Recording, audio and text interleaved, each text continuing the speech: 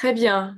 Alors, on se retrouve donc pour notre, 2e intervention. Donc je vais passer la parole à Fabrice Poitou de l'Adréal, pour qu'il nous parle, des démarches, plan climat, air, énergie, territoriale, les démarches aussi de CRTE. Donc on va en revenir sur tous ces sigles, hein, de contrat de réussite pour la transition écologique et puis, également la démarche plus globale de COP régionale.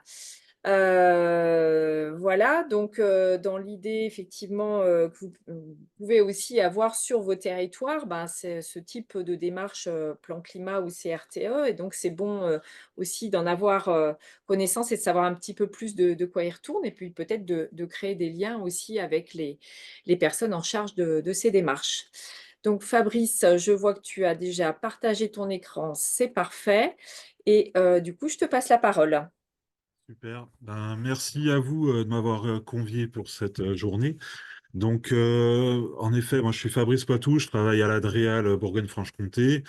J'étais chef de projet pour l'initialisation de la COP sur la région BFC, mais dans mon portefeuille d'affaires, j'ai également les PCAET, les CRTE et un lien fort avec l'Observatoire régional énergie-climat-air.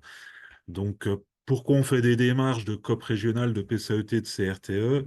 Bah, vous l'entendez hein, aujourd'hui très fréquemment dans les médias, c'est pour réussir à s'adapter au réchauffement climatique en réduisant nos GES, etc., etc. Donc, c'est pas tout à fait l'objet du jour d'expliquer le changement climatique, mais c'est pour replacer un peu ces éléments que je vais vous présenter dans le contexte réglementaire. Donc, en premier lieu, la planification écologique. Donc, qu'est-ce que c'est? C'est une démarche en fait qui est issue des travaux du secrétariat général à la planification écologique, sur laquelle il y a une revue de publiée en juillet 2013. Il y a 2023, la photo sur la droite, sur la diapo, et derrière il y a une circulaire de la première ministre à l'époque, Elisabeth Borne, qui a été transmise aussi au préfet de région, etc., nous incitant fortement, État et collègues de la région, à engager fortement la planification écologique sur l'ensemble de notre territoire bourguignon-franc-comtois. Du coup, en quoi ça consiste? La planif écologique, c'est de concevoir une stratégie ambitieuse basée sur trois piliers qui sont voilà, centrés sur la réduction de l'empreinte écologique, avec l'atténuation du changement climatique par secteur d'activité, donc le volet transport est concerné évidemment, une adaptation au changement climatique pour pouvoir comment devenir une région résiliente face au réchauffement climatique et assurer la préservation et la restauration de la biodiversité.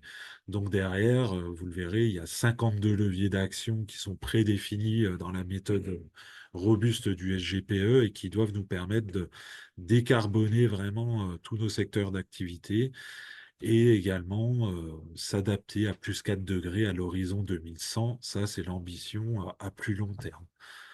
Donc ensuite, la planif écologique, vous avez dû le voir, je pense, on l'appelle un petit peu le vaisseau Star Wars quelque part.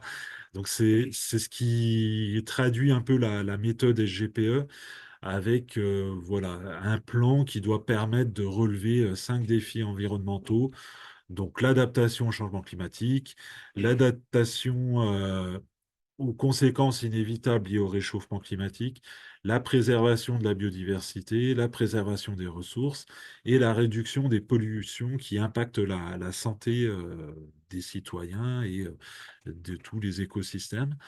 Et ensuite, on a plusieurs objectifs de réduction des émissions de gaz à effet de serre et des pressions sur la biodiversité, nous permettant d'assurer une meilleure gestion de nos ressources. Donc, sur le schéma, on retrouve bien hein, les axes sur lesquels on doit travailler, climat, biodiversité, adaptation, ressources et santé. Et si on fait un zoom, il y aura en fait 6 ateliers thématiques qui sont retenus dans le cadre de la planification écologique. Donc aujourd'hui, il y a se déplacer, se loger, produire, se nourrir, consommer, préserver. Et sur l'axe mieux se déplacer, eh ben, on voit qu'il y a des petites briques hein, qui vont dans la précision derrière. Comment on travaille sur la mobilité longue distance. Donc L'avion, on n'est pas trop concerné sur la région, hormis aller à l'aéroport de Doltavo, mais tout ce qui est train qui a été présenté par la région tout à l'heure, par exemple, tout ce qui est mobilité courte distance hors voiture, donc tous les modes doux, la mobilité sociale, les choses sur lesquelles le réseau Teams s'intéresse, et tout ce qui concerne les voitures et les infrastructures routières. Donc là, on le voit bien, vraiment une ambition d'embarquer tout le monde dans la planification écologique, hein, des citoyens aux institutionnels, aux acteurs, etc., etc. Donc la planification écologique, comment elle nous a été présentée, comment on l'a déployée, on a commencé de la déployer, c'est vraiment présenté comme une nécessité, une priorité absolue. L'objectif, c'est d'avoir un cadre national commun, donc toutes les régions de France travaillent sur ce sujet-là, et de pouvoir définir une trajectoire précise de réduction de notre empreinte écologique pour atteindre dans chaque secteur que je vous ai présenté succinctement juste avant, nos objectifs à l'horizon 2030. Donc la planification écologique, comme je vous l'ai dit, c'est en priorité tout décarboner nos secteurs d'activité, donc axer vraiment sur, dans un premier temps, la réduction de nos émissions de gaz à effet de serre, protéger la biodiversité et au fur et à mesure des différentes évolutions, hein, puisque ce sera une trajectoire, une feuille de route qui sera définie, mais qui devra également intégrer l'adaptation au changement climatique, les ressources, la santé. Mais on axe déjà fortement sur les deux premiers items, les émissions de GES et la biodiversité. Et l'objectif, c'est pas d'avoir juste une feuille de route portée par la région et par l'État, c'est de réussir à la territorialiser, et ça ira dans la suite de ma présentation, avec l'outil CRTE notamment, et les PCET qui existent déjà depuis un petit moment. Donc la territorialisation, c'est avec tous les acteurs, en s'appuyant sur les dynamiques déjà engagées, vraiment avoir des acteurs locaux qui se mobilisent, avoir une meilleure connaissance des territoires et évidemment une gouvernance avec les collectivités territoriales qui impulsent les actions sur leur territoire. Donc derrière, le niveau national avait fait un état des lieux un peu des émissions de GES. Alors, à la grande maille, on a refait les choses au niveau régional, évidemment, mais on retrouve les secteurs, hein, transport, agriculture, résidentiel, tertiaire, industrie, énergie, déchets, avec les, les vecteurs où il y a le plus d'impact en termes d'émissions sur les gaz à effet de serre. Et on voit que le transport au niveau national occupe une grosse place, donc, ça, ça n'exclut pas qu'en région, on ait aussi un gros effort à fournir sur le volet transport. Et derrière, on va le voir, hein, on a des objectifs à réaliser en termes de réduction sur tous les secteurs que je vous ai expliqués juste avant. Et pour bien se rendre compte de cette problématique, hein, qui est vraiment liée à l'impact du réchauffement climatique et à voir comment nos sociétés vont y faire face, on doit réaliser sur les 10 prochaines années, je dirais, autant d'efforts en termes de réduction de GES que ce qu'on a réussi à faire sur les 30 dernières années. Donc le gap à franchir est vraiment énorme. Cette prise de conscience doit vraiment interpeller tous les acteurs pour se mettre autour de la table et co-construire des choses tous ensemble. Et derrière, voilà, des cibles sont prévues et voir comment on réussit à les faire. Donc, un exemple des leviers que je vous ai parlé pour permettre justement cette accélération de la décarbonation dans tous nos secteurs d'activité. Donc, je vais plutôt centrer sur le transport, hein, vu de l'objet d'aujourd'hui. Et ben, on retrouve le déploiement des voitures électriques, avoir de la sobriété dans le transport, favoriser le télétravail. En fait, plusieurs actions ont déjà été vraiment identifiées par le GPE. Et après, à nous de les proportionner et de les adapter en fonction des caractéristiques et des spécificités de notre région et de tous les territoires finalement. Comment on fait et comment on se met autour de la table avec les acteurs locaux pour réussir cette transition. Donc derrière voilà, la planification écologique, c'est vraiment une étape clé aujourd'hui dans les politiques, dans la stratégie française pour l'énergie et le climat. vraiment pour régionaliser des objectifs avec une feuille de route claire, un horizon moyen qui est l'année 2030, avec vraiment ce que je vous ai dit, hein, intégrer les spécificités de chaque territoire dans le plan national, avoir un enjeu d'harmonisation au niveau des démarches infrarégionales existantes. Donc, on ne remet pas en cause tout ce qui est déjà fait par les territoires, par la région. On réécrit pas le SRADET. Par contre, on intègre les objectifs de la planification écologique, la feuille de route qui sera sortie, dans vraiment toutes les réflexions des plans et leurs futures révisions et modifications. Donc il y a un enjeu fort de mobilisation et d'appropriation de ces enjeux par l'ensemble des partenaires, de la collectivité aux élus jusqu'aux citoyens, et vraiment un enjeu de mise en œuvre via les plans d'action qui seront définis à partir de ces leviers d'action. Donc il y a eu 4 grandes étapes, hein, sur les COP régionales, enfin qui sont en cours. Alors quand je dis en cours, hein, il faut voir qu'aujourd'hui, avec le contexte législatif, la COP est un peu mise entre parenthèses, mais je vais vous faire le point où on en est quand même aujourd'hui avant l'atterrissage. Donc il y avait l'objectif alors de faire une COP de lancement qui a eu lieu le 13 décembre dernier à Dijon. Ensuite, il y avait l'objectif de faire un diagnostic partagé. Donc là, ce diagnostic a été fait avec l'ensemble des collectivités, de la commune à l'EPCI, au département et à la région. On a eu un fort taux de réponse, j'ai la stat après, mais de tête, on a eu réponse de la région, réponse de tous les départements et des 116 EPCI de l'ensemble régional. Donc vraiment une adhésion très forte des collectivités sur cette démarche pour la co-construire ensemble. Ensuite, un objectif d'opérationnaliser l'ensemble des résultats, de faire des ateliers débats, de partager les choses avec les acteurs et de bien s'articuler tous ensemble avec tous les niveaux de toutes les strates de collectivité. Et derrière, pouvoir se coordonner avec l'ensemble des plans locaux, mais toute cette communication qui est faite, qui va se poursuivre, euh, doit permettre une vraie prise de conscience collective de la marche à franchir, hein, je vous ai montré tout à l'heure, et à tous les échelons pour que chaque effort produit à chaque niveau se cumule et nous permette d'atteindre la trajectoire qu'on va définir tous ensemble, région, État et acteurs locaux, sur cette problématique, sur cette thématique nouvelle de planification écologique.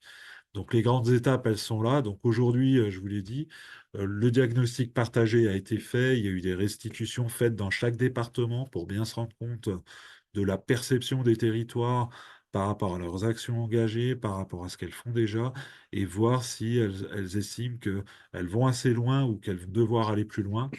La conduite des débats, ben, comme je vous l'ai dit, elle est un peu mise entre parenthèses, hein. Elle aurait dû avoir lieu sur le mois de juin et juillet. Et derrière, les actions à mener à l'échelle infrarégionale, il y a des choses qui vont nous concerner à la rentrée, normalement. Et la feuille de route, l'objectif qui était défini, hein, de coécriture de cette feuille de route avec l'ensemble des parties prenantes, devait être avant la fin de l'été, donc avant le 20 septembre, on va dire. Peut-être que le calendrier va glisser un petit peu, mais l'objectif, c'est d'avoir vraiment cette feuille de route pour la COP anniversaire, donc au mois de décembre, en fin d'année prochaine, de cette année. Donc, comme je vous l'ai dit, la COP de lancement a eu lieu le 12 décembre à Dijon. Donc, elle a réuni plus de 400 personnes et acteurs institutionnels, acteurs locaux qui font déjà des choses sur la planification écologique, ou tout au moins la transition écologique, avec des exemples très concrets. On a mis en place un site internet avec la région sur lequel vous pouvez retrouver des choses. Il y a des choses aussi sur le site de l'Adréal. On communique énormément, hein, sur toutes les étapes qui se sont faites. Il y a une petite vidéo de la COP, mais également une vidéo un peu plus ludique, pédagogique, qui reprend tous les axes de la planification écologique avec quelques exemples concrets qui peuvent être faits. Donc voilà, l'objectif de la planification écologique, c'est vraiment d'engager une discussion à l'échelle de la région et de définir un plan d'action territorial cohérent et partagé avec tout le monde.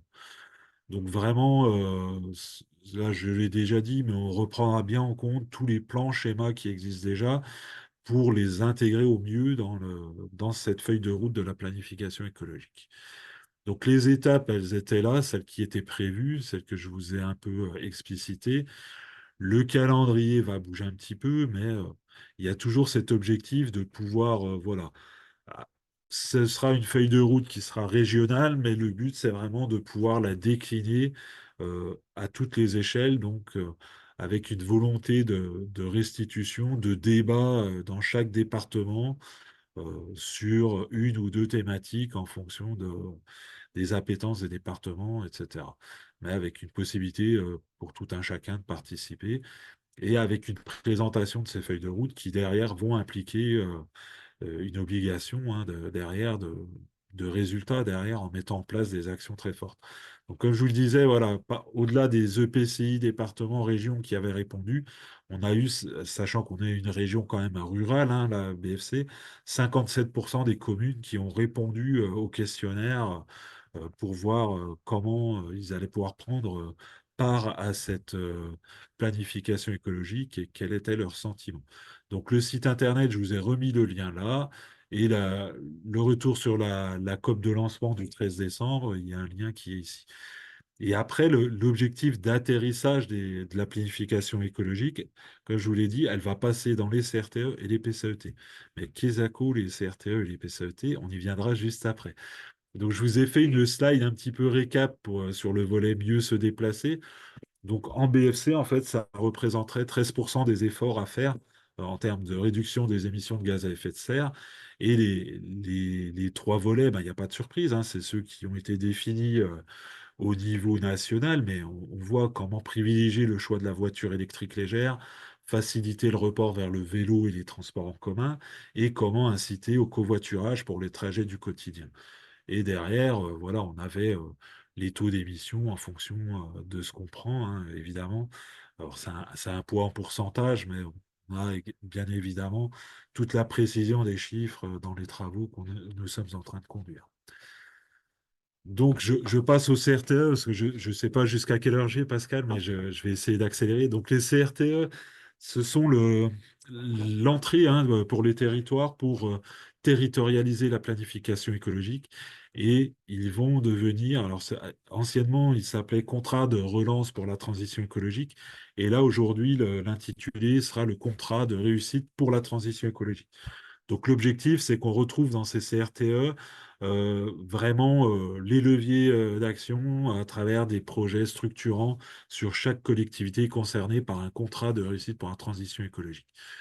Donc les ambitions, c'est vraiment de devenir un cadre de dialogue entre l'État et les collectivités, donc État, région, puisque la feuille de route de la planification est portée par l'État et la région, et vraiment avoir cette instance de discussion avec les collectivités pour ben, défendre ces objectifs et les atteindre ensemble pour réussir la transition écologique. Donc, organiser vraiment tous les champs de l'action publique autour d'un projet de territoire partagé qui rentre dans le CRTE et vraiment accélérer cette transition écologique en conduisant ces projets et en les menant à terme et en mettant en place des indicateurs qui nous permettent aussi de voir si les actions produites eh ben, ont les effets escomptés en termes de réduction des émissions de gaz à effet de serre. Et derrière, tout le volet, bien sûr, accompagnement des projets locaux avec des moyens financiers, de l'ingénierie, etc. Donc, qui sont en phase aussi de construction, de discussion, de voir quels leviers seront choisis, fonds verts, des leviers régions, des leviers des opérateurs comme l'ADEME, le CEREMA, etc.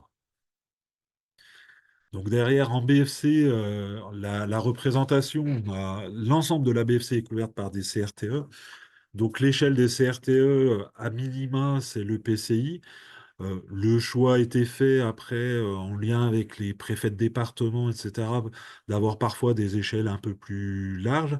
Donc on en a 67 en BFC. L'ensemble de la BFC est couverte. Si je prends le cas du Doubs, on a 15 CRTE, donc un EPCI par CRTE. Et si je prends le cas de la Nièvre, on n'a que deux CRTE, mais qui couvrent chacun la moitié du département et plusieurs EPCI. Donc là, la liberté était faite pour les acteurs de construire leur CRTE comme ils l'entendaient à l'époque. Et du coup, cet outil va vraiment devenir l'outil privilégié pour vraiment appliquer la feuille de route de la planification écologique.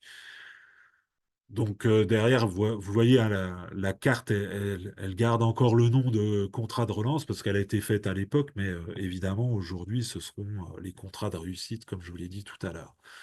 Donc derrière, pour réussir cette transition écologique, eh ben, l'animation des contrats, elle va être progressivement relancée pour réexpliquer la planification écologique, voir comment on l'intègre mieux, comment on relève le niveau d'ambition sur la transition écologique dans ces contrats qui avaient été définis et comment on les remet dans le nouveau paysage réglementaire, législatif, etc.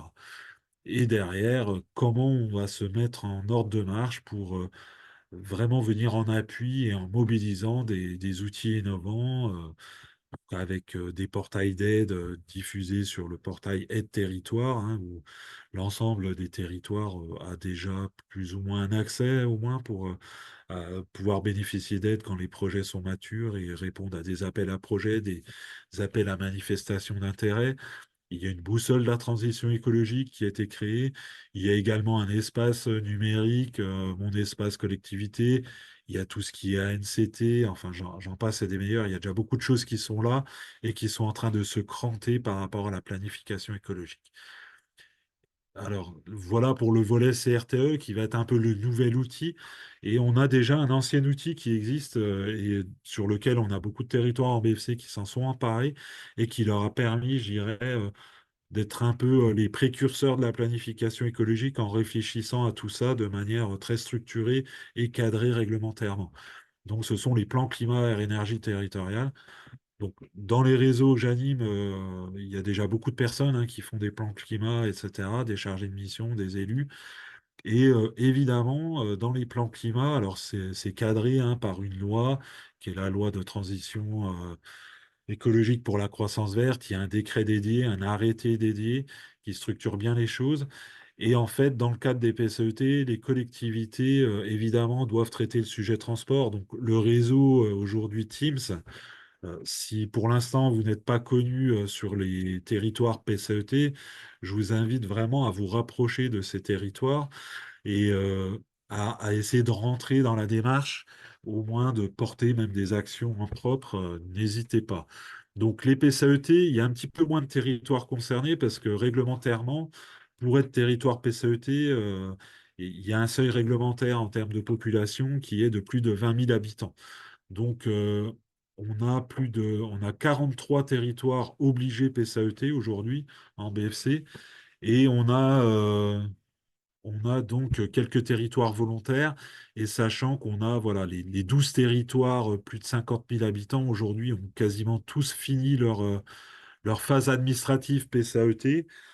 Et derrière, je dirais que les derniers petits territoires de plus de 20 000 sont voilà, dans les phases de réécriture pour aussi finaliser.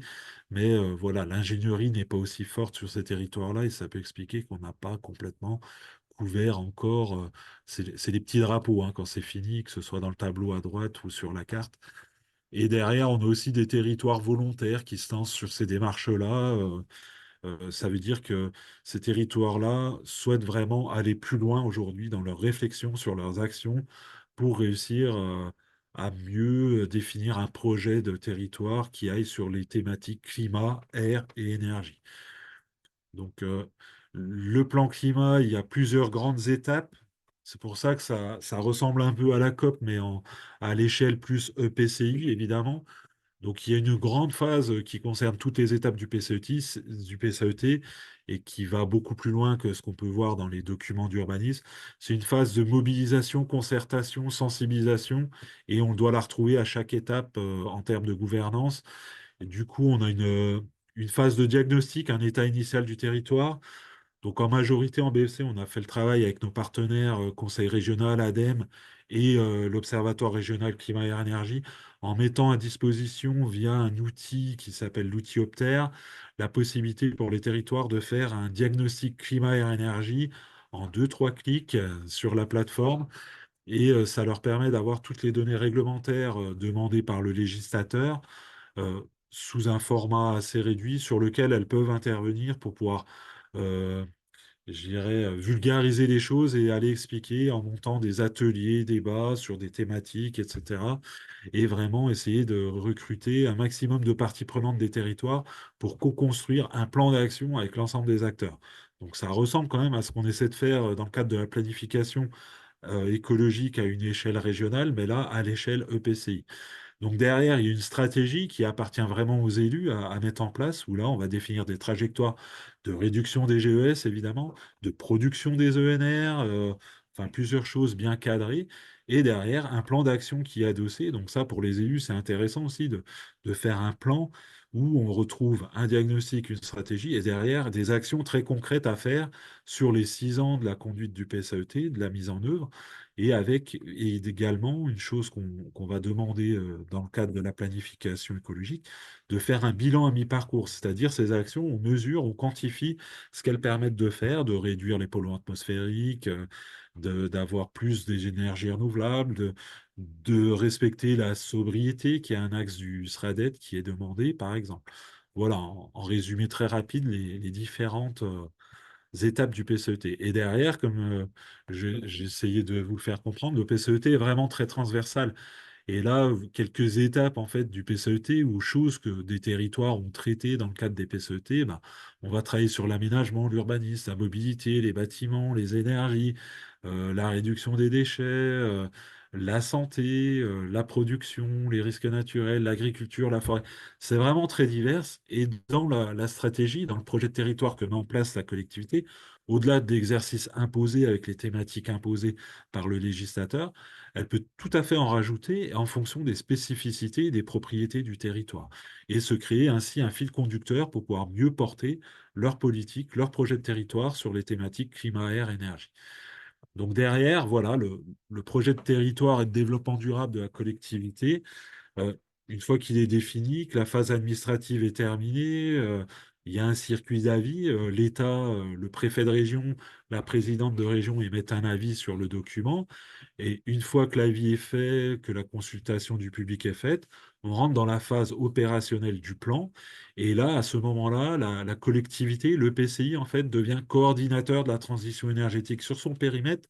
Donc, un peu à l'instar de la LOM et de ce qui est expliqué sur une fois que la collectivité prend la compétence AOM, eh ben, elle maîtrise un petit peu toutes ces choses-là, et notamment les territoires PCET, ben, dans la mise en place de la loi d'accélération et de production des énergies renouvelables, deviennent l'interlocuteur privilégié de l'État pour faire les zones d'accélération des ENR, etc., de l'État et de la région, évidemment. Et derrière ce projet territorial, il y a un vrai enjeu de le co-construire avec l'ensemble des acteurs du territoire.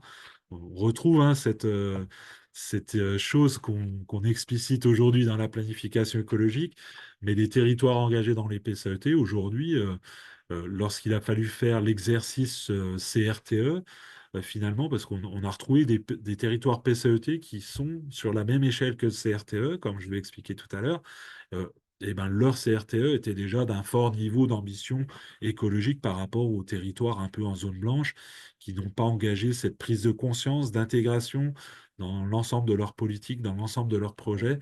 Et du coup, ce sont pour nous, les PCET, vraiment des acteurs phares aussi à remobiliser dans le cadre de la planification écologique pour vraiment relever le niveau d'ambition de l'ensemble de la région sur la planification écologique.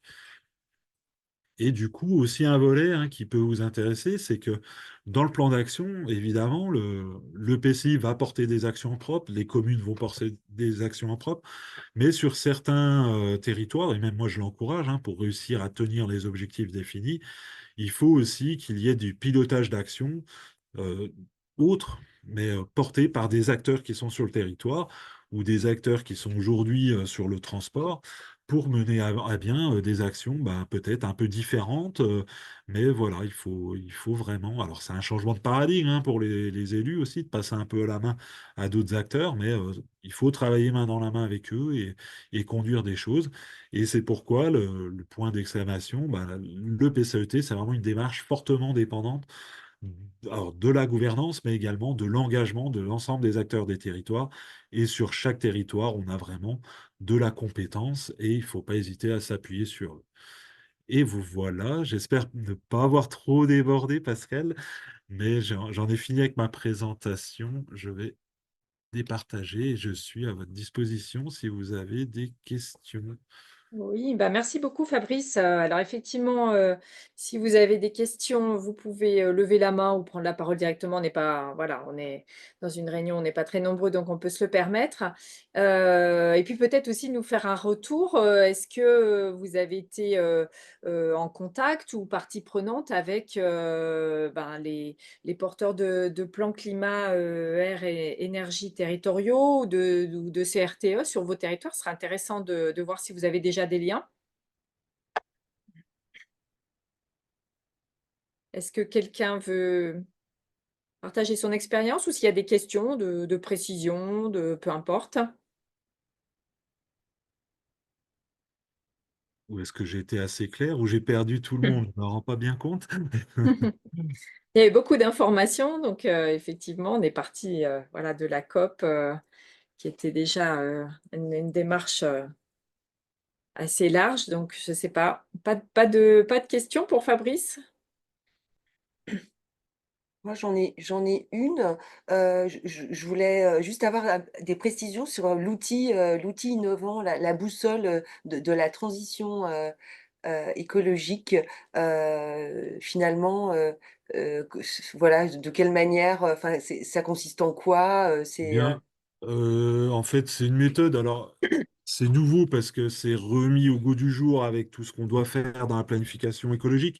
C'est quelque chose qui existait déjà, mais de manière plus modeste pour conduire des projets, se réinterroger pour intégrer du développement durable, des choses comme ça.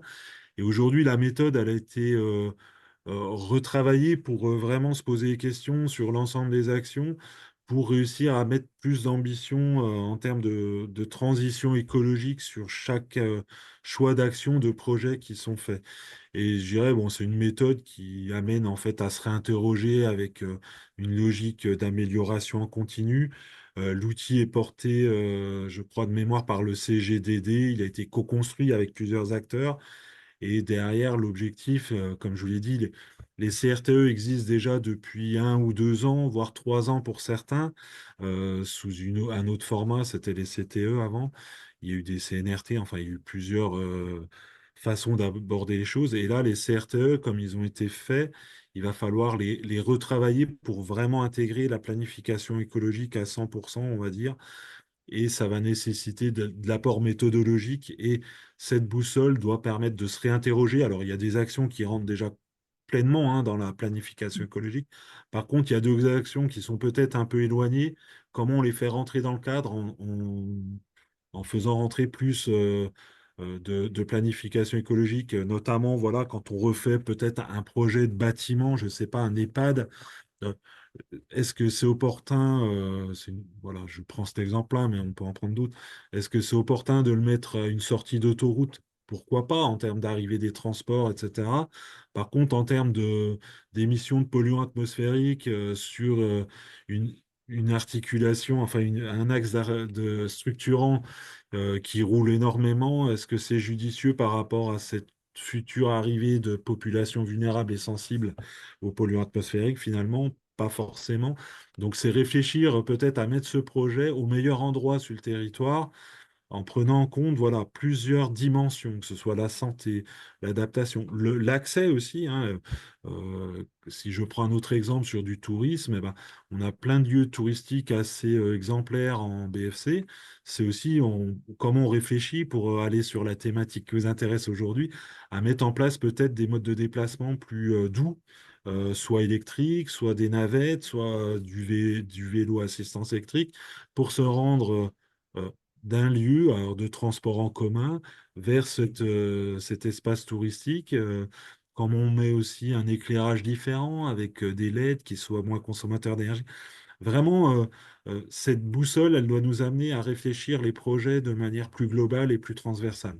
Et disons que le projet n'est pas une île au milieu du village, c'est comment on le construit avec tout l'écosystème qui est autour et toutes les je vais dire, contrainte ou atout écologique du territoire. C'est OK. vraiment dans cet Et objectif-là. merci et juste, est-ce qu'il existe aujourd'hui, des outils un peu, enfin ludiques, un peu pas enfin assez, simples en termes de compréhension? Parce qu'on voit que ce le sujet, moi, enfin, est passionnant. Moi, je me sens un peu éloignée aussi parce que c'est moins, mes compétences et je suis pas issue de ce secteur-là, de ce voilà. Néanmoins, je partage tous les enjeux et dans cette logique, voilà, d'acculturation, on voit, il y a beaucoup d'acronymes, il y a beaucoup d'acteurs, enfin c'est ça pa c'est pas c'est quand même assez complexe. Je m'interrogeais sur, est-ce qu'il existe des supports un peu plus, entre guillemets, «digestes» sans, Eh c'est pas ben, alors, pour la planification écologique, hein, comme je vous l'ai dit, oui, il y a une vidéo un peu ludique sur le site, hein, copbfcdemain.fr, là. N'hésitez pas à regarder, ce sera oui. peut-être plus digeste que tout ce que j'ai essayé de vous faire passer Non, aujourd'hui. c'est pas ce que je voulais Euh, dire, mais c'est vrai que c'est, voilà, mais d'autres après, formats, après avec les acteurs hein, qui travaillent sur ces sujets-là, évidemment, les chargés de mission, bah, on les forme, on les accompagne. Les acronymes, alors, pour les PCAET, je vous en ai épargné beaucoup, beaucoup hein, par rapport à tout ce qu'il y a. Ce qu'il faut comprendre, c'est que pour vraiment bien intégrer ces sujets-là, il faut aussi avoir un petit socle commun sur tout ce qui est changement climatique. Donc ça passe aussi par là pour mieux comprendre les choses. Il faut essayer d'aller piocher les infos où elles se trouvent. Donc des outils, il en existe, hein, fresque du climat, atelier d'automne, j'en passe et des meilleurs. Hein. Pascal en a plein en stock avec l'Oreca aussi, hein, des choses qui permettent de décrypter un peu ces sujets-là. On a des publications sur l'Oreca aussi, hein, sur des thématiques comme la séquestration carbone. Euh, Sur l'effort à fournir, à un moment donné, sur une diapo, il y avait puits de forêt, machin. Bah, qu'est-ce que c'est ces trucs-là? Ben voilà, ça contribue à la séquestration carbone. On a fait des choses avec l'Oreca. En fait, on a un réseau d'acteurs aussi qu'on mobilise avec Conseil régional ADEME via une plateforme, la plateforme du réseau des territoires engagés dans les transitions en BFC. Et du coup, là-dessus, on met beaucoup d'infos, beaucoup de réseaux aussi, parce que c'est via les réseaux hein, qu'on fait pour les acteurs chargés de mission, élus, et dans lesquels on fait intervenir aussi des territoires qui ont déjà fait des choses, parce que évidemment, il y a le côté institutionnel. Moi, je représente l'État aujourd'hui, mais le fait d'avoir des territoires qui parlent à d'autres territoires, hein, c'est un peu aussi, je pense, l'objectif pour vous à un moment donné. C'est plus facile de se dire, ah ben moi, petit territoire, j'ai réussi à faire ça, eh ben pourquoi ce territoire-là, qui est petit aussi, n'y arrive pas, ou comment faire pour le faire. Et du coup, il y a des échanges, des intercroisements de réseaux. Et après, il y a des formations. Hein. Moi, je fais des formations. Que ce soit en université, où on essaie vraiment de toucher toutes les cibles euh, pour que tous les acteurs se sentent concernés. Et derrière, il y a tout ce qui est portage dans les différentes réunions, les ateliers, COPIL, COTEC de ces instances-là, pour les PCAET notamment, où évidemment on décrypte aussi des choses qui, je vous le concède, hein, sont compliquées, mais qui ont besoin d'être vulgarisées justement pour être comprises par le plus grand nombre. Et dans des types d'actions que les territoires font aussi dans les PCET, il y a tout ce qui est éducation au développement durable, à l'environnement, notamment auprès des publics les plus jeunes. Euh, le cycle de l'eau dans les écoles, hein, le petit cycle de l'eau, le grand cycle de l'eau, le réexpliquer aux élèves, avoir des jardins partagés, expliquer la place de l'arbre, des choses comme ça, avec aussi des événements qui nécessitent ben, aux élèves de présenter leurs projets en fin d'année, mais les parents les accompagnent, donc on arrive à toucher toute la sphère familiale. De fil en aiguille, ça crée une émulation, j'ai autour de ça. Derrière, on a des territoires. Alors là, on a parlé la COP régionale, mais il y a des territoires qui, plus modestement, ont fait des COP locales avec des événements sur la transition écologique, la transition énergétique, où là, il y a plusieurs ateliers, plusieurs acteurs qui viennent et qui expliquent, qui partagent ce qu'ils font, comment ils l'intègrent dans des plans, des schémas qui semblent plus compliqués. Mais l'important, en fait, de pouvoir intégrer les choses dans un plan climat, par exemple, c'est qu'au moins elles sont figées pour 6 ans. Alors figées, elles évoluent hein, en fonction de l'impulsion qui est derrière, mais au moins on est sûr d'avoir un budget pluriannuel aussi par les acteurs, par les collectivités. Et une fois que la dynamique est lancée, c'est plus facile de la poursuivre hein, quand on va faire le futur plan climat, etc.